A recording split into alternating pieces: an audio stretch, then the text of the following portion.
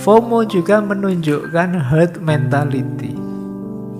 Kita merasa hampa kalau tidak posting, kita merasa tidak berguna kalau tidak muncul di medsos, tidak muncul di Instagram dan lain sebagainya. Akhirnya kita ikut-ikutan, kita tertekan. Sebenarnya saya tidak suka grup musik ini, grup musik itu, tapi teman-teman semua kontennya itu, ya wis, meskipun saya tidak seneng, tak betah-betahkan.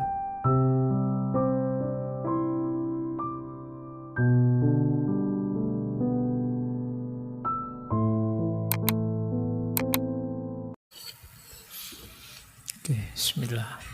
Assalamualaikum warahmatullahi wabarakatuh.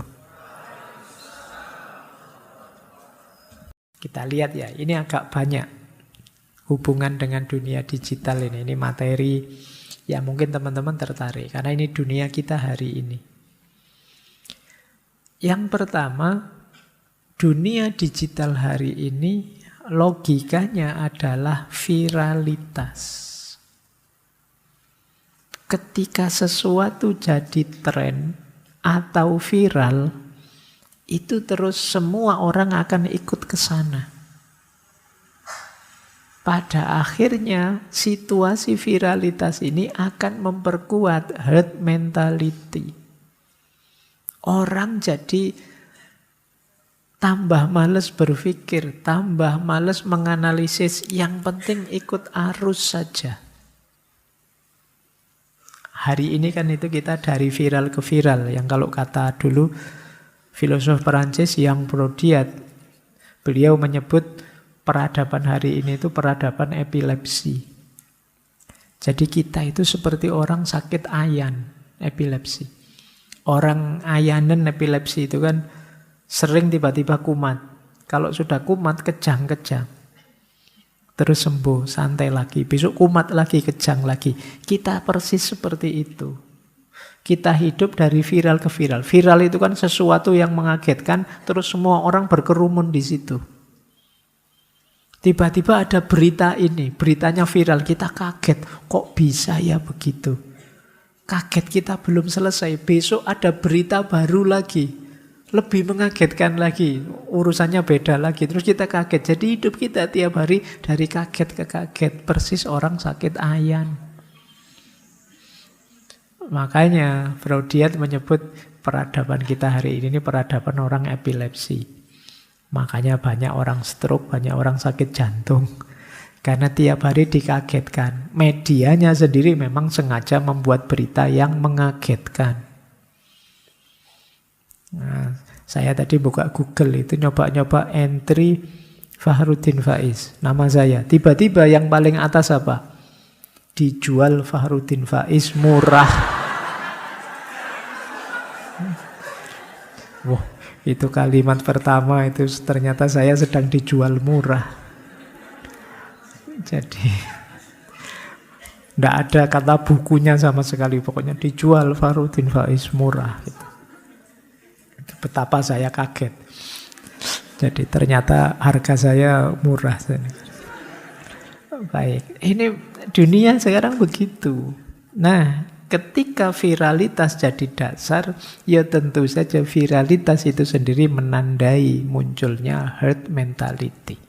Orang berkerumun saja di situ, ikut saja tanpa mempertimbangkan apa pentingnya saya hadir di sini, apa pentingnya saya mengikuti perkembangan ini, apa gunanya saya harus mendalami berita itu, tidak penting, yang penting jalan saja. Itu viralitas namanya.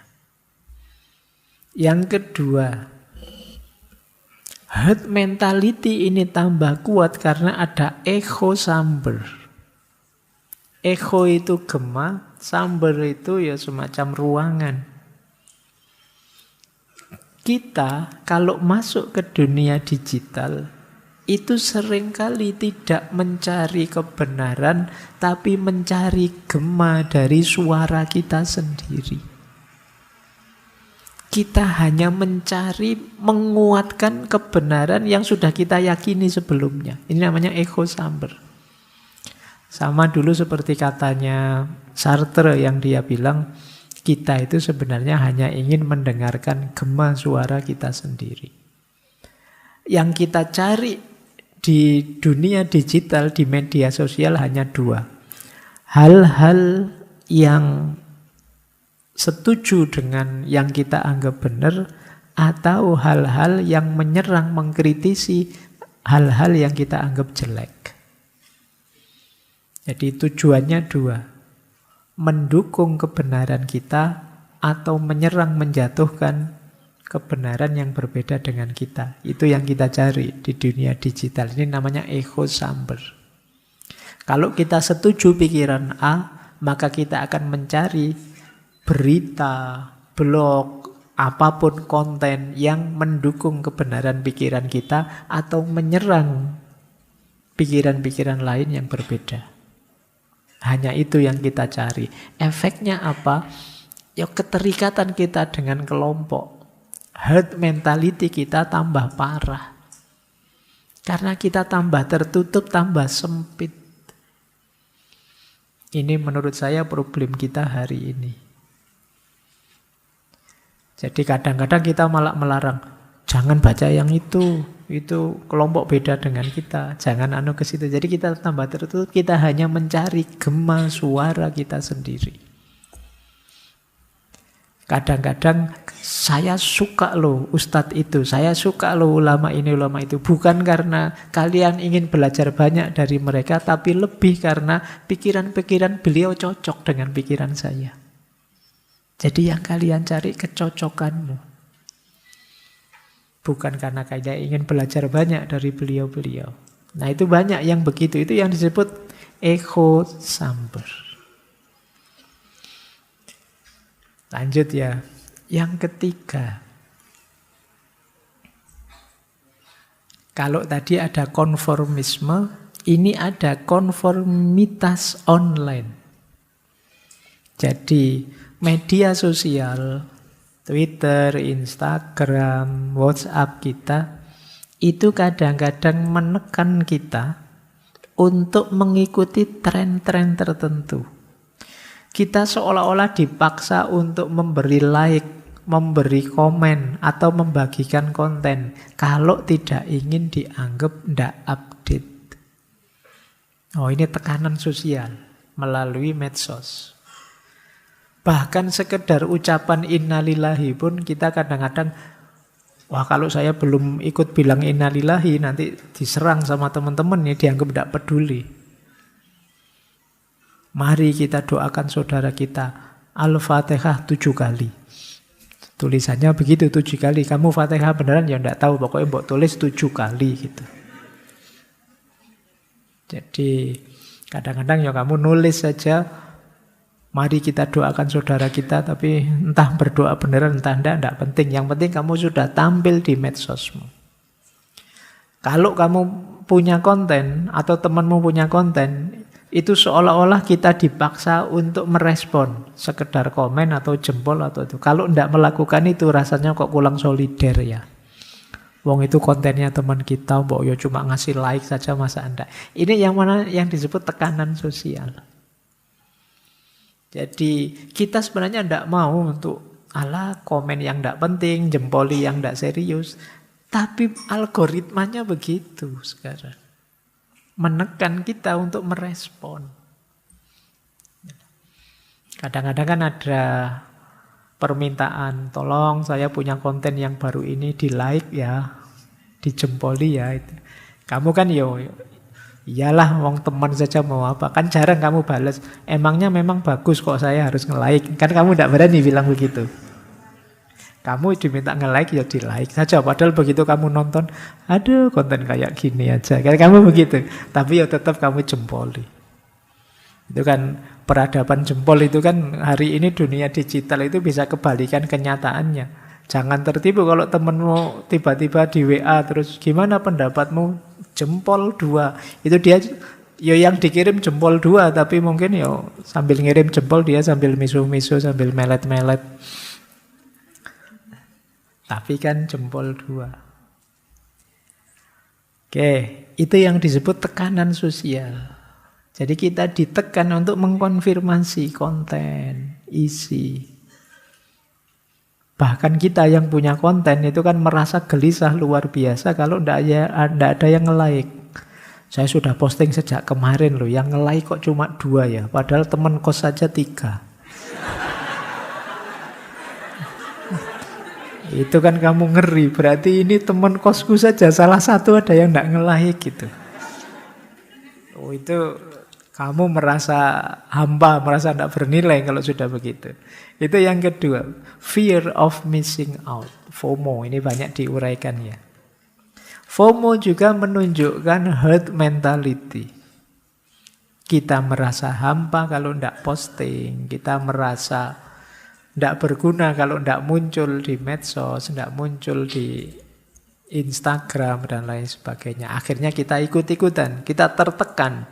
Sebenarnya saya tidak suka grup musik ini, grup musik itu. Tapi teman-teman semua kontennya itu, ya wis. Meskipun saya tidak senang, tak betah-betahkan untuk pura-pura senang. Ini FOMO namanya. Padahal kamu tidak di situ, itu bukan tipemu. Tapi ya gimana lagi, sekarang trennya itu kamu memaksa diri masuk ke situ.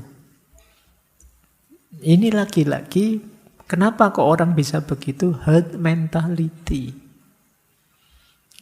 Karena kamu khawatir dianggap, berarti kamu orang kuno bukan orang zaman sekarang. Masa grup musik ini tidak suka misalnya. Jadi kita banyak sekarang FOMO.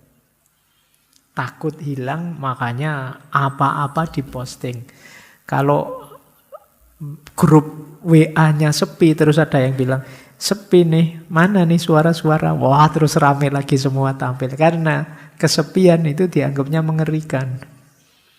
Kita harus ada terus, kita harus tampil terus. Fear of missing out, kita takut hilang. Nah, ini situasi dunia digital yang berhubungan dengan herd mentality, mentalitas kerumunan. Lanjut. Yang kelima, dunia digital itu berhubungan dengan, teman-teman masih sering dengar istilahnya influencer. Tokoh-tokoh besar dunia digital. Influencer inilah nanti yang menciptakan tren. Dan akan begitu saja diikuti oleh penggemarnya. Apa istilahmu hari ini? Muhibbinnya. Ya, pecintanya para influencer tadi. Dasarnya apa mereka mengikuti? Herd mentality. Yang lain juga ikut. Kita ikut karena mereka terkenal populer. Yang lain juga ikut, maka saya juga ikut. Ini kekuatannya influencer. Kadang-kadang karena bukan heran. Ini loh influencer bidang apa toyo, mengajarkan apa, memberikan apa. Asal aneh saja dia rame dan mau tidak mau kita ikut. Itu powernya seorang influencer. Bagian dari herd mentality juga. Influencer itu sukses kalau dia bisa memanfaatkan herd mentality, mentalitas kerumunan. Makanya yang dia lakukan apa? Bikin strategi agar konten-kontennya viral. Kalau tidak viral gimana? Kan sekarang ada namanya membeli follower misalnya. Membeli follower itu menggunakan logika tadi.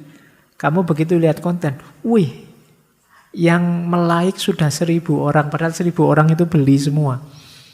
Tapi herd mentality-mu terus bunyi, wah kalau yang like banyak berarti bagus ini. Kalau yang suka banyak berarti penting ini. Terus kamu masuklah ke situ. Akhirnya yang like 1.001, yang 1.000 bayaran, yang 1 cuma kamu. Berarti kamu yang kena herd mentality tadi. Kemudian hari ini bahkan lebih dari itu. Saya ada istilah tadi saya baca menarik, selebritisasi. Jadi ini sama seperti influencer ini, para selebritis instan.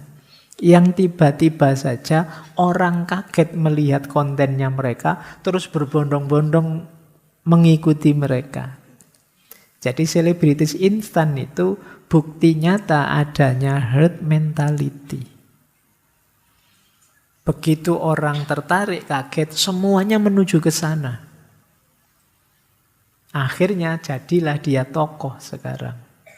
Padahal sebelumnya mungkin dia tidak sengaja saja bikin konten itu. Kok ya momennya pas terus viral. Untuk selanjutnya dia pasti mengulang formula yang sama yang dia pikirkan gimana ya konten yang bisa viral lagi. Besok dia mikir lagi yang bisa viral lagi. Yang dia perhatikan apa? Mentalnya orang-orang yang masih cenderung herd mentality. Yang melike sesuatu tanpa pikir panjang, yang penting viral saja berarti pasti bagus. Baik, jadi masih ada. Lanjut. Herd mentality juga nanti berhubungan dengan filter bubble. Nah, ini istilah yang teman-teman pasti sering dengar ya. Jadi kalau teman-teman sering melihat yang negatif-negatif, ya sama Google mesti ditawari yang negatif. Kok temenmu mengeluh, Pak, Google saya itu loh Pak, kok tiba-tiba keluar saru-saru terus tiap kali saya buka. Ya sebelumnya kamu mesti sering buka saru. Google tidak mungkin iseng, dia belajar dari kerjamu selama ini. Itu yang disebut filter bubble. Jadi tidak usah mengeluh, Pak kok tiba-tiba muncul iklan judi slot Pak. Jangan-jangan kamu ya sering buka-buka itu. Makanya ditawari itu. Jadi itu yang disebut filter bubble. Loh, filter bubble ini memperkuat herd mentality. Misalnya tadi kamu mengidolakan influencer tertentu. Begitu kamu buka Google, kamu akan ditawari konten-konten terbaru dari influencer tadi. Akhirnya apa? Herd mentality-mu tambah kuat. Kamu tambah tidak kritis. Karena dicekoi itu terus. Kamu tambah militan, tambah tertutup. Akhirnya kamu menganggap, oh berarti yang benar memang ini, yang bagus memang ini satu-satunya. Akhirnya apa? Terjadi polarisasi semakin kuat. Maka jangan heran kan kadang-kadang penggemarnya grup band ini itu tidak akur sama penggemarnya grup band itu. Itu polarisasi namanya. Karena dia diyakinkan di kontennya yang dia ikuti bahwa itu tambah bagus, tambah baik terus-menerus. Sehingga yang lain dia anggap jelek. Yang lain juga begitu, dia kena filter bubble tadi, diyakinkan kebaikan-kebaikannya terus-menerus. Baik, lanjut ya. Problem lagi dengan dunia digital adalah anonimitas. Jadi anonimitas itu kita semakin bisa melampiaskan insting kerumunan kita karena di dunia maya kita bisa anonim. Kita bisa bikin second account, third account, fourth account, fifth account. Jangan-jangan kalian punya banyak akun. Pak, ini untuk akun yang serius, Pak. Kalau ini untuk akun yang humor-humor, Pak. Ini akun untuk keluarga, Pak. Kalau ini untuk... Jangan-jangan kamunya begitu. Jadi, anonimitas. Kalau dalam dunia digital ada istilah online disinhibition effect. Online disinhibition effect itu begitu masuk dunia online, kalian merasa seperti hidup bebas, tidak seperti hidup biasa di dunia nyata. Akhirnya kalian ya wis suka-suka kamu sudah. Nah, itu efek dari yang tadi istilahnya anonimitas. Kamu bisa jadi siapa saja. Kalau kamu marah ke orang, tidak harus dirimu yang maki-maki dia. Bikin akun baru yang akun itu nyerang maki-maki orang yang kamu marahi. Ini juga nanti memperkuat herd instinct karena kalian bisa punya banyak jalan untuk menghidupkan kelompokmu, idola-idolamu. Kemudian ada lagi troll, disinformasi, ini hoax, berita-berita bohong, berita-berita bikinan. Kadang-kadang orang untuk menegaskan herd mentality-nya itu ya dengan membuat hoax-hoax, berita-berita palsu. agar yang dia anggap benar tambah benar. Ini masalah. Terus masih ada lagi problem manipulasi opini. Seperti saya bilang tadi, kadang-kadang berita bohong kalau diulang-ulang, dia bisa jadi benar. Akhirnya apa? Nyewa saja. Kalau hari ini kan buzzer sebanyak-banyaknya.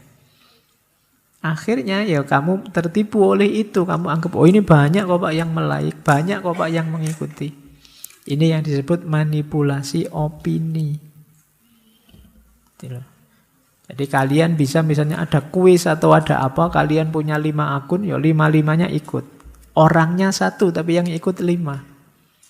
Kalian misalnya punya musuh 1, tapi di dunia digital musuh 1 itu kalau dia punya akun 1000, kamu bisa dipukuli oleh 1000 orang di dunia digital. Seolah-olah kamu diserang banyak sekali orang, padahal itu hanya dari 1 orang. Hati-hati, hari ini dunia digital tidak sesederhana dunia nyata. Kemudian ya termasuk rating dan review online. Ini untuk konsumerisme. Ini juga hubungannya dengan herd mentality. Kalau kalian sedang ke marketplace, mau beli satu barang, mungkin yang kamu lihat duluan bagian rating dan reviewnya. Oh ini nilainya di atas 4 semua Pak ini misalnya, dan kamu tertarik untuk membelinya. Karena apa? Karena rating dan reviewnya. Padahal rating dan review itu mungkin saja bisa juga diatur. Bisa memang dimanipulasi biar kelihatan banyak. Sehingga kelihatan banyak orang suka. Kalau banyak orang suka, herd mentality-mu tadi meronta-ronta ingin ikut. Karena berarti ini viral. Padahal mungkin itu tidak sesuai dengan kebutuhanmu. Wah, reviewnya positif semua. Yang beli muji semua, 5 semua kasih gambar itu. Begitu kamu beli, aduh barangnya kok kayak gini ya. Tapi tidak apa-apa lah, saya sedang ikut tren ini. Itu namanya herd mentality. Baik. Masih ada lagi problemnya. Dunia digital ya nanti pada akhirnya problem sebanyak itu melahirkan depresi, kecemasan, rendah diri. Karena kalau kita tidak ikut tren, kalau kita tidak divalidasi oleh media sosial, kita merasa tidak berarti, terus kita stres, terus kita depresi, kita rendah diri. Pokoknya yang kita cari adalah like, yang kita cari adalah komen, kita mencari validasi terus-menerus. Kita belum mantap bahwa yang kita yakini benar adalah memang benar sebelum diakui oleh orang lain. Ini problem besar dunia digital hari ini. Baik teman-teman, semoga ini terakhir. Tidak ada masalah lagi ya. Yuk kita kontrol herd mentality kita. Solusinya cuma 3, tapi ini 3 ini proses panjang. Yang pertama, mari kita kenali diri kita. Tidak masalah kok orang itu mengikuti logika kelompoknya, gaya hidup kelompoknya, tapi putuskan itu secara mandiri, sadar, kritis, sesuai diri kita. Berarti bekalnya adalah pengenalan diri kita. Tidak sekedar mengikuti. Yang kedua, beranilah beropini. Menurutmu ini baik enggak? Menurutmu itu bagus enggak? Berani beropini. Bagus sih menurut saya, baik sih. Anda enggak terlalu menurut saya. Beropini saja. Beda dengan yang lain enggak apa-apa. Di situ nanti jadi akar keunikanmu, keberadaanmu yang tadi kita pakai istilah Dasein tadi. Jadi bentuk opini. Kemudian beranilah untuk memegang teguh nilai-nilaimu. bertindak sesuai keyakinan kita. Jangan mau kompromi kalau untuk nilai-nilai yang luhur, yang utama, yang baik, yang benar.